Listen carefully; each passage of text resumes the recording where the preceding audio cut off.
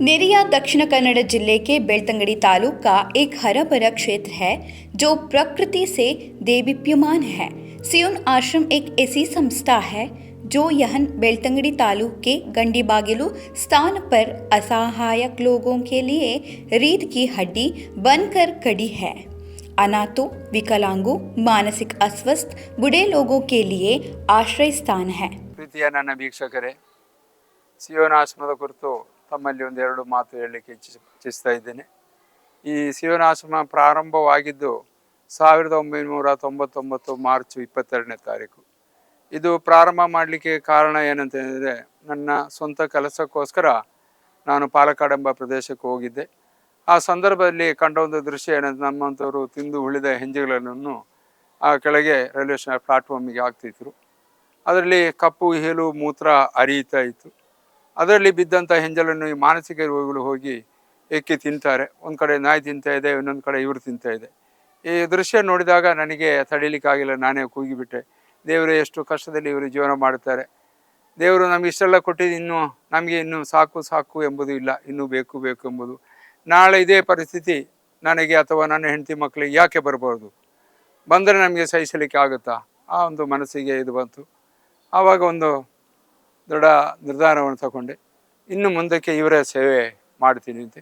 ಮಾರನೇ ದಿವಸ ನಾನು ನನ್ನ ಮನೆಗೆ ಬಂದಾಗ ನನ್ನ ಪತ್ನಿ ಹತ್ರ ಈ ವಿಷಯವನ್ನು ನಾನು ಹಂಚಿಕೊಂಡೆ. ಆಗ ಪತ್ನಿ ಅದಕ್ಕೆ ಹೇಳಿದರು, ಆಯಿತು, ಒಳ್ಳೆಯ ಕೆಲಸ, ನಾವು ಅದನ್ನು ಮಾಡುವ ಅಂತ ಹೇಳಿಕೊಂಡು ನಾವು ಈ ಆಶ್ರಮವನ್ನು ಪ್ರಾರಂಭಿಸಿದ್ದು ಒಂದು ವ್ಯಕ್ತಿಯಿಂದ. ಅದು ಒಂದರಿಂದ ಸುಮಾರು 65 ವ್ಯಕ್ತಿಯವರೆಗೆ ನಾವು ಇವಾಗಲೂ ಕೂಡ ವಾಸ್ತವ್ಯ ಇರುವ ಅದೇ ಮನೆಯಲ್ಲಿ ನಾವು ಅಡ್ಜಸ್ಟ್ ಮಾಡಿಕೊಂಡು ಇದ್ದೆ. ಅವಾಗ ನನ್ನ ಮಕ್ಕಳು ಎಲ್ಲ ಕಲಿತಾ ಇದ್ರು. ನನಗೆ 4 ಮಂದಿ ಮಕ್ಕಳು, 3 ಹೆಣ್ಣು ಮಕ್ಕಳು, 1 ಗಂಡು ಮಗ. ಅವರನ್ನು ಕೂಡ ಅವರು ಇಲ್ಲಿ ಬರುವಾಗ ಮನೆಯಲ್ಲಿ ಉಳ್ಕೊಳ್ಳಿಕ್ಕೆ ಅವರಿಗೆ ಕೂಡ ಜಾಗ ಇರಲಿಲ್ಲ, ಆ ಪರಿಸ್ಥಿತಿಗೆ ಬಂದು ಮುಟ್ಟಿತು. ಆದರೂ ಕೂಡ ಅವರು ಕೂಡ ಎಲ್ಲ ಸಹಿಸಿಕೊಂಡು ಇವರ ಸೇವೆಯನ್ನು ಅವರು ಕೂಡ ಮಾಡಲಿಕ್ಕೆ ಪ್ರಾರಂಭಿಸಿದರು. ಹಾಗೆ ಈಗ ಈ ಆಶ್ರಮದಲ್ಲಿ ಈಗ 387 ಮಂದಿ ವ್ಯಕ್ತಿಗಳು ಈಗ ಇದ್ದಾರೆ. ಅಲ್ಲಿ ನಮ್ಮ ಕೇವಲ ನಮ್ಮ ಕರ್ನಾಟಕದವರು ಮಾತ್ರವಲ್ಲ, ಆಲ್ ಓವರ್ ಇಂಡಿಯಾದು ಪೇಷಂಟ್ ನಮ್ಮ ಇದರಲ್ಲಿದ್ದಾರೆ. ಇವರೆಲ್ಲ ದಾರಿ ಬದಿಯಲ್ಲಿ, ಬಸ್ ಸ್ಟ್ಯಾಂಡ್ಗಳಲ್ಲಿ, ಮರದ ಬುಡದಲ್ಲಿ, ಮೋರಿಗಳಲ್ಲಿ ಈ ರೀತಿಯಲ್ಲಿ ಇದ್ದುಕೊಂಡು ಜೀವನ ಮಾಡುವುದು. ಅಂದರೆ ಮಾನಸಿಕ ರೋಗಿಯಾಗಿ ಮನೆಯಿಂದ ಹೊರಟು ಎಷ್ಟೋ ವರ್ಷಗಳಾಗಿದೆ.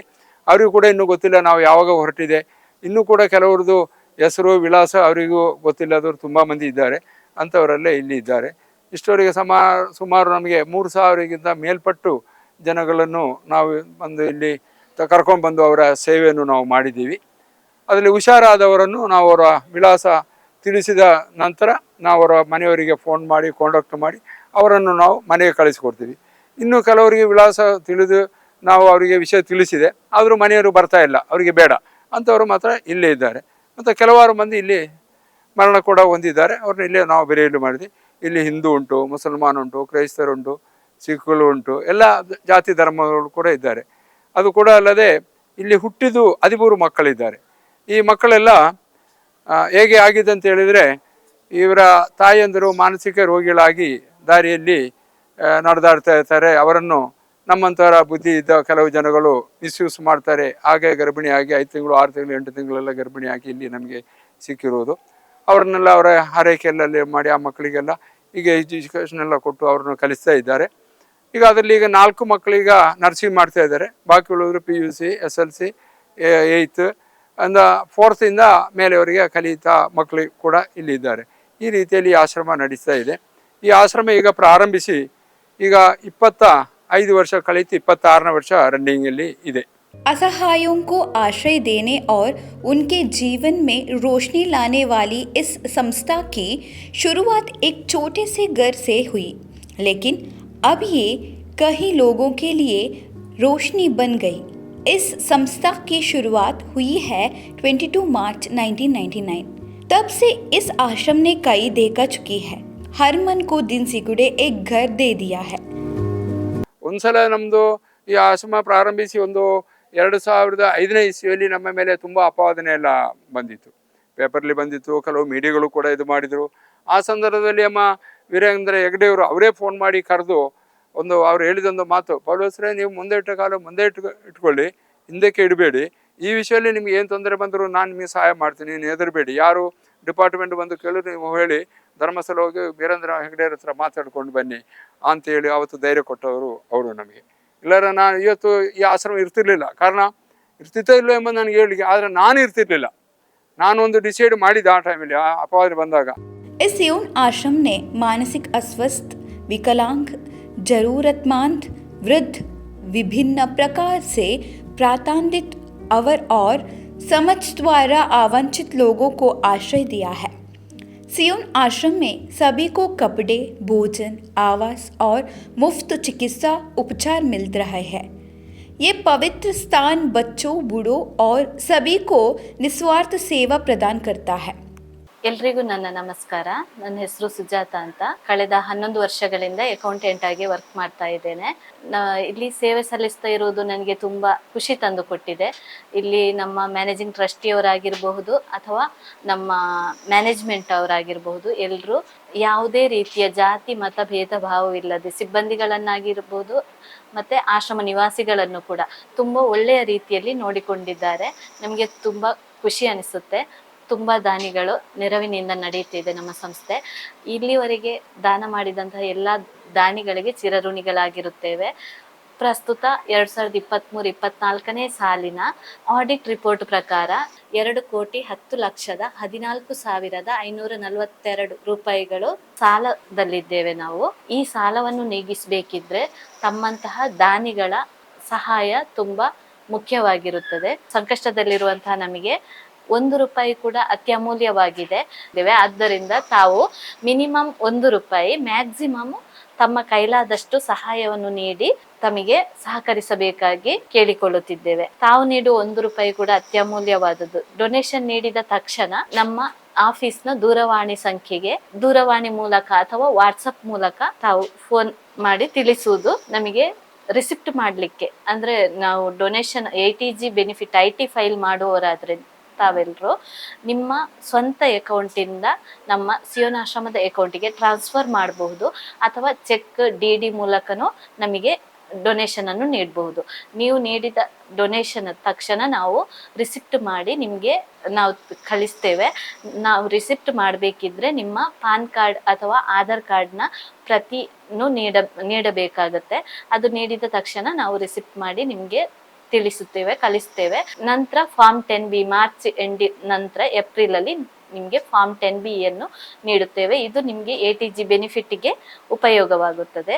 ಅದೇ ರೀತಿ ನೀವು ಕೈಂಡ್ ರೂಪದಲ್ಲಿಯೂ ನಮಗೆ ಡೊನೇಷನ್ ಅನ್ನು ನೀಡಬಹುದು. ಕೈಂಡ್ ಅಂದ್ರೆ ಗ್ರೋಸರಿ ಅಥವಾ ಪೇಸ್ಟ್, ಸೋಪ್, ಡೈಪರ್, ನ್ಯಾಪ್ಕಿನ್ಸ್, ಹೀಗೆ ಯಾವುದೇ ರೂಪದಲ್ಲಿಯೂ ಡೊನೇಷನ್ ಅನ್ನು ನೀಡಬಹುದು. ATG ಬೆನಿಫಿಟ್ ಬೇಕಾದವರು ಕ್ಯಾಶ್ ಮ್ಯಾಕ್ಸಿಮಮ್ ಚೆಕ್ ಅಥವಾ ಟ್ರಾನ್ಸ್ಫರ್ ಮಾಡೋದಾದ್ರೆ ಎಷ್ಟು ಬೇಕಾದ್ರೂ ಮಾಡ್ಬೋದು. ಕ್ಯಾಶಿಗೆ ವರ್ಷಕ್ಕೆ 2,000 ಮಾತ್ರ ಅಲವಾಗುತ್ತೆ. ಅದಕ್ಕಿಂತ ಜಾಸ್ತಿ ನಮಗೆ ಕ್ಯಾಶಿಗೆ ATG ಬೆನಿಫಿಟ್ ಸಿಗಲ್ಲ. ATG ಬೆನಿಫಿಟ್ ಬೇಡ ಅಂತಿದ್ದವರು ಕ್ಯಾಶ್ ಎಷ್ಟು ಬೇಕಾದ್ರೂ ನೀಡಬಹುದು. ಅದೇ ರೀತಿ ಅನ್ನದಾನ ಕೂಡ ನೀಡಿ ಇಲ್ಲಿ ಸಹಕರಿಸಬಹುದು. ಅಂದ್ರೆ ಈಗ ಕೆಲವರು ಬರ್ತ್ಡೇ ಸೆಲೆಬ್ರೇಷನ್ ಆಗಿರ್ಬೋದು ಅಥವಾ ಮದುವೆ ದಿನ, ಮದುವೆ ಕೂಡ ಮಾಡ್ತಾರೆ, ಮದುವೆ ವಾರ್ಷಿಕೋತ್ಸವ, ನಾಮಕರಣ, ಈ ರೀತಿಯಲ್ಲಿ ನಮ್ಮ ಇನ್ಮೇಟ್ಸ್ನೊಂದಿಗೆ ಆಶ್ರಮ ನಿವಾಸಿಗಳೊಂದಿಗೆ ಆಚರಿಸಿಕೊಂಡು ಒಂದು ದಿನದ ಊಟೋಪಚಾರವನ್ನು ನೀಡಿ ಸಂಭ್ರಮಿಸಬಹುದು. लेकिन अब ये सियोन आश्रम आपकी मदद चाहता है। छोटे छोटे विकलांगों, बच्चे, बूढ़े, मानसिक अस्वस्थ, इन सभी को अपनी सहायता करनी होगी। सियोन आश्रम में 350 से ज़्यादा बीमार लोग हैं। आश्रम अब उनकी देखभाल करने के लिए संघर्ष कर रहा है। पूरा आश्रम कर्ज में डूबा है। ನಮಸ್ತೆ, ನಾನು ರಿತೇಶ್. ಇಲ್ಲಿ ಸಿಯೋನ್ ಆಶ್ರಮದಲ್ಲಿ HR ಅಡ್ಮಿನ್ ಆಗಿ ವರ್ಕ್ ಮಾಡ್ತಾ ಇದ್ದೀನಿ. ಇಲ್ಲಿ ನಾನು 2-3 ವರ್ಷದಿಂದ ಇಲ್ಲಿ ನನ್ನ ಸೇವೆಯನ್ನು ಸಲ್ಲಿಸ್ತಾ ಇದ್ದೇನೆ. ಈ ಸೇವೆ ಸಲ್ಲಿಸ್ಲಿಕ್ಕೂ ನನಗೊಂದು ತುಂಬ ಒಳ್ಳೆ ಒಂದು ಸಂತೋಷದ ವಿಷಯ ಕೂಡ ಅಷ್ಟೇ. ಅದೇ ರೀತಿ ಇಲ್ಲಿ ಒಂದು ಆಶೀರ್ವಾದ ಅಂತ ಸಹ ಹೇಳ್ಬೋದು. ಯಾಕಂತ ಹೇಳಿದ್ರೆ ಇಲ್ಲಿ ಸಿಯೋನ್ ಆಶ್ರಮದಲ್ಲಿ ನಮ್ಮ ಶ್ರೀಯುತ UC ಪೌಲೋಸ್ ಅವರು ಸೇವೆ ಸಲ್ಲಿಸ್ತಿರುವಂಥ ಅನಾಥರು, ನಿರ್ಗತಿಕರು, ಬುದ್ಧಿಮಾಂದ್ಯರು, ಇಂಥ ವ್ಯಕ್ತಿಗಳ ಆರೈಕೆ ಮಾಡುವುದು ಅದೊಂದು ಉತ್ತಮ ಕೆಲಸದಲ್ಲಿ ಅವರೊಟ್ಟಿಗೆ ನಮಗೂ ಸಹ ಒಂದು ಹೆಲ್ಪ್ ಮಾಡ್ಲಿಕ್ಕೂ ನಮಗೆ ಒಂದು ಪಾತ್ರ ಕೊಟ್ಟದಕ್ಕೆ ಒಂದು ಚಾನ್ಸಸ್ ಅಂತ ಸಹ ಹೇಳ್ಬೋದು.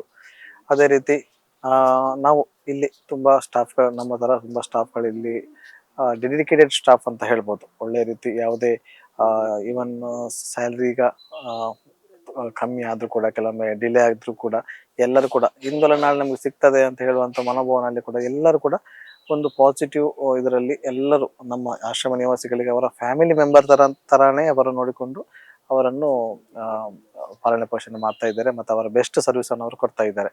ಇದೊಂದು ನಮಗೆ ಮೆಚ್ಚುಗೆಯ ಒಂದು ವಿಷಯವಾಗಿದೆ. ಅದೇ ರೀತಿ ಈಗ ಹೇಳಿದಂತ ಹೇಳಿದ್ರೆ ನಮ್ಮ ಈ ಒಂದು ಕಾನ್ಸೆಪ್ಟ್ ಏನಿದೆ, ₹1 ಈ ಒಂದು ಕಾನ್ಸೆಪ್ಟ್, ಅದು ನಮ್ಮ ಈ ಸೇವನಾಶ್ರಮದಲ್ಲಿ ಇರುವಂತಹ ಈ ಮಾನಸಿಕ ವ್ಯಕ್ತಿಗಳ ಆರೈಕೆಗೆ ನಿಮ್ಮ ಈ ಒಂದು ಕಿಂಚಿತ್ತು ಸಹಾಯ ನಮ್ಮ ಈ ಆಶ್ರಮದ ಒಂದು ನಡೆಸಲಿಕ್ಕೆ ಮುನ್ನಡೆಸಲಿಕ್ಕೆ ಒಂದು ಉತ್ತಮವಾದಂತಹ ಒಂದು ನಿಮಗೆ ಒಂದು ವೇದಿಕೆ ಅಂತ ಹೇಳ್ಬೋದು. ಯಾಕಂತ ಹೇಳಿದ್ರೆ ಇಲ್ಲಿರುವಂತಹ ಮಾನಸಿಕ ವ್ಯಕ್ತಿಗಳಿಗೆ ಈ ₹1 ನೀವು ಈ ಕರ್ನಾಟಕ ರಾಜ್ಯದಲ್ಲಿ ಹಲವಾರು ತುಂಬ ಜನಗಳಿದ್ದೀರಾ. ಅದೇ ರೀತಿ ಆ ₹1 ಸೇರಿಸಿದ್ರೆ ಹನಿ ಹನಿ ಸೇರಿ ಹಳ್ಳ ಅಂತ ಏನು ಹೇಳ್ತೀವಿ ನಾವು, ಅದನ್ನು ₹1 ನೀವು ಸೇರಿ ನಮ್ಮ ಈ ಆಶ್ರಮಕ್ಕೆ ನೀವು ದಾನ ಮಾಡಿ ಕೊಟ್ಟರೆ ಅವರ ದೈನಂದಿನ ಜೀವನಕ್ಕೆ ನಡೆಸಲಿಕ್ಕೆ ತುಂಬಾ ಉಪಯುಕ್ತವಾಗ್ತದೆ ಅಂತ ಹೇಳಿಕ್ಕೆ ನಾನು ಇಚ್ಛೆ ಪಡ್ತೇನೆ. ಅದೇ ರೀತಿ ಈ ವಿಡಿಯೋವನ್ನು ಎಲ್ಲ ಯಾರು ನೋಡ್ತಾ ಇದ್ದೀರಾ, ಇದನ್ನ ಆದಷ್ಟು ನಿಮ್ಮ ಹತ್ತಿರದ ಫ್ರೆಂಡ್ಸ್ ಆಗಲಿ ಫ್ಯಾಮಿಲಿಗಾಗಲಿ ಎಲ್ಲರಿಗೂ ಆದಷ್ಟು ಜನರಿಗೆ ಶೇರ್ ಮಾಡಿ ನಮ್ಮ ಈ ಆಶ್ರಮದ ಬಗ್ಗೆ ಎಲ್ಲರಿಗೂ ಪರಿಚಯ ಆಗಲಿ. ಅದೇ ರೀತಿ ಈ ಆಶ್ರಮದ ಬಗ್ಗೆ ನೀವು ನೋಡಿ ದಯವಿಟ್ಟು ನೀವು ಆಶ್ರಮಕ್ಕೊಮ್ಮೆ ಭೇಟಿ ಕೊಡಬೇಕು. ಮುಖತಃ ನೀವು ಭೇಟಿ ಕೊಟ್ಟು ಈ ಆಶ್ರಮ ಹೇಗೆ ನಡೀತಿದೆ, ಯಾವ ಸಿಚುವೇಶನ್ ಅಲ್ಲಿ ಇದೆ, ಎಷ್ಟೆಲ್ಲ ಕಷ್ಟದಲ್ಲಿ ಇದ್ದಾರೆ ಅಂತ ಹೇಳುವಂತ ಪರಿಸ್ಥಿತಿ ನೀವು ಖುದ್ದಾಗಿ ಇಲ್ಲಿ ಬಂದು ನೋಡಬಹುದು ಅಂತ ಹೇಳ್ತಾ ನನ್ನ ಈ ಮಾತನ್ನು ಕೊನೆಗೊಳಿಸ್ತೇನೆ. ಎಲ್ಲರಿಗೂ ಧನ್ಯವಾದಗಳು. इसी वजह से आश्रम सभी से मदद मांग रहे हैं. हर किसी के लिए दैनंदिन आदाय का ₹1 दान करना कोई बड़ी बात नहीं है. बेशक आप दान कर सकते हैं. आश्रम लोगों ने यही आग्रह रख रहा है. ಈಗ ಏನಾಯ್ತು ಅಂದರೆ ನಮಗೆ ಈ ಇತ್ತೀಚಿನ ಸಂದರ್ಭಗಳಿಂದ 2 ವರ್ಷಗಳಿಂದ ನಮಗೆ ತುಂಬ ಈಗ ಸಾಲದಲ್ಲಿ ಕೂಡ ಈಗ ಆಶ್ರಮ ನಡೀತಾ ಇದೆ. ಈಗ ನಿಜವಾಗಿ ಹೇಳಿದರೆ 2,10,14,542 ಈಗ ಪ್ರೆಸೆಂಟ್ಲಿ 2023-24ನೇ ಆಡಿಟ್ ಪ್ರಕಾರ ನಮಗೆ ಈಗ ಸಾಲದಲ್ಲಿ ಉಂಟು. ನಿಜವಾಗಿ ಹೇಳಿದ್ರೆ ನಮ್ಮದು ಇಲ್ಲಿ ಸ್ಟಾಫಿದು ಕೂಡ ಸ್ಯಾಲ್ರಿ ಕೊಡದೆ ಈಗ 2 ತಿಂಗಳಾಯಿತು. ಕಾರಣ ಅಲ್ಲಿ ಹಣ ಈಗ ಬರ್ತಾ ಇಲ್ಲ. ಮುಂಚೆ ಬರ್ತಾ ಇತ್ತು, ಈಗ ಭಾಳ ಟೈಟಲ್ಲಿ ಇದ್ದೇನೆ.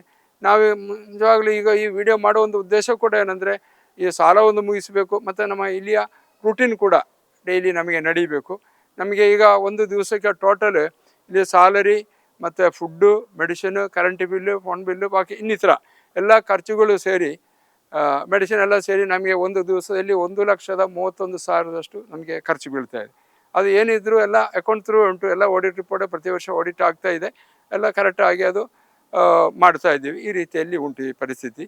ಆಗ ನಿಮ್ಮಂಥವರ ದಾನಿಗಳು ನಮಗೆ ಇದಕ್ಕೆ ಕೈ ಕೊಟ್ಟು ಸಹಾಯ ಮಾಡಬೇಕು. ಈಗ ನಮ್ಮ ಆಶ್ರಮಕೊಂಡು ತಿಳಿದವರು ತುಂಬ ಜನ ಇದ್ದಾರೆ, ಆದರೆ ತಿಳಿದವರು ಅದಕ್ಕಿಂತಲೂ 10 ಪಟ್ಟು ಜಾಸ್ತಿ ಇದ್ದಾರೆ. ಆಗ ತಿಳಿದವರು ಏನು ಮಾಡಬೇಕು, ತಿಳಿದವರಿಗೆ ಸ್ವಲ್ಪ ಅವರಿಗೆ ಇದನ್ನು ಸ್ವಲ್ಪ ತಿಳಿಸುವ ರೀತಿಯಲ್ಲಿ ವ್ಯವಸ್ಥೆಯನ್ನು ನೀವು ಮಾಡಬೇಕು. ಅದಕ್ಕೋಸ್ಕರ ನಾನು ಈಗ ಒಂದು ಹೊಸ ಒಂದು ಕಾರ್ಯಕ್ರಮ ಈಗ ನಾವು ಪ್ರಾರಂಭ ಮಾಡಲಿಕ್ಕೆ ಉದ್ದೇಶಿದ್ದು. ನಾವು ಯಾರ ಹತ್ರ ಏನು ಹೆಚ್ಚು ಕೇಳ್ತಾ ಇಲ್ಲ, ಭಾಳ ಕಡಿಮೆ ಕೇಳ್ತಾವೆ. ನೀವು ಪ್ರತಿಯೊಬ್ಬರು ಕನಿಷ್ಠ ಪಕ್ಷ ಒಂದು ದಿವಸಕ್ಕೆ ₹1, ಕನಿಷ್ಠ ಪಕ್ಷ ಒಂದು ದಿವಸಕ್ಕೆ ₹1 ನೀವು ಸಿಯೋನ್ ಆಶ್ರಮಕ್ಕೆ ದಾನ ಮಾಡಿ. ಆ ದಾನ ಮಾಡಿದರೆ ನಮಗೆ ಇಲ್ಲಿಯ ಖರ್ಚು ನಡೆಯುತ್ತೆ, ನಮ್ಮ ಸಾಲವನ್ನು ಮುಗಿಸ್ಕೊಂಡು ಹೋಗುತ್ತೆ. ಮಾತ್ರ ಫ್ಯೂಚರಿಗೆ ಇನ್ನೂ ಸ್ವಲ್ಪ ಹೆಚ್ಚು ಪೇಷಂಟ್, ಇನ್ನೂ ಕೂಡ ಜನಗಳು ಅನಾಥರು ದಾರಿಯಲ್ಲಿದ್ದಾರೆ, ಅವ್ರನ್ನ ಕರ್ಕೊಂಡು ಬಂದು ಅವರಿಗೆ ಸೇವೆ ಮಾಡಬೇಕಂತ ಉದ್ದೇಶ ಇದ್ದೇನೆ. ಮತ್ತು ನಮಗೆ ಇಲ್ಲಿ ಮಂಗಳೂರಿಗೆ ಇಲ್ಲಿಗೂ ಸಾಧಾರಣ 80 ಕಿಲೋಮೀಟರ್ ದೂರ ಆಗುತ್ತೆ. ಒಬ್ಬರಿಗೆ ಏನಾದ್ರು ಹುಷಾರಿಲ್ಲ ಅಂತ ಆದರೆ ಕರ್ಕೊಂಡು ಹೋಗಬೇಕಾದ್ರೆ 2.5-3 ಗಂಟೆ ನಮಗೆ ಟೈಮ್ ಹಿಡಿಯುತ್ತೆ. ಅಷ್ಟವರಿಗೆ ಜನಗಳು ದಾರಿಯಲ್ಲಿ ಕೂಡ ತೀರಿ ಹೋಗುವಂಥ ಪರಿಸ್ಥಿತಿ ಉಂಟು.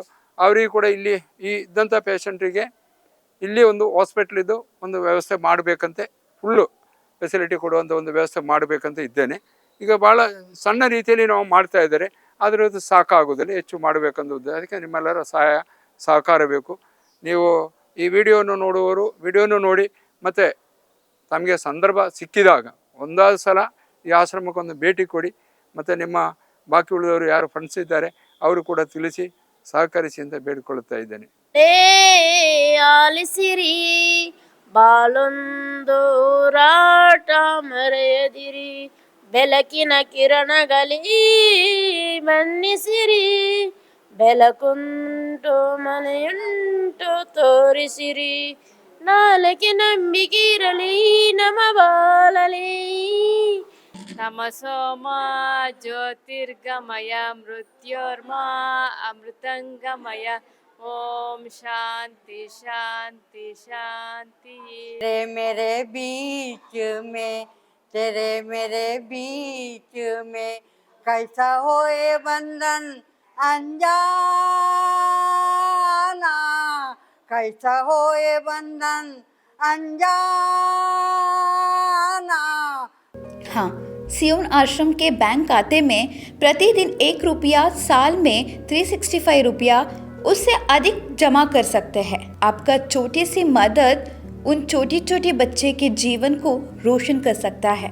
आप सभी दर्शकों से एक निवेदन है, फिजूल खर्चा करते हैं सब लोग, लेकिन हमारी आशा है कि आप अपने श्रम का थोड़ा सा हिस्सा विकलांगों, मानसिक अस्वस्थ बूढ़े लोगों के देखभाल करने वाले इस आश्रम को दे और मानवता दिखाइए कि ऐसे दिमागों को हमारे समाज में एक सुंदर जीवन जीने की इज्जत है.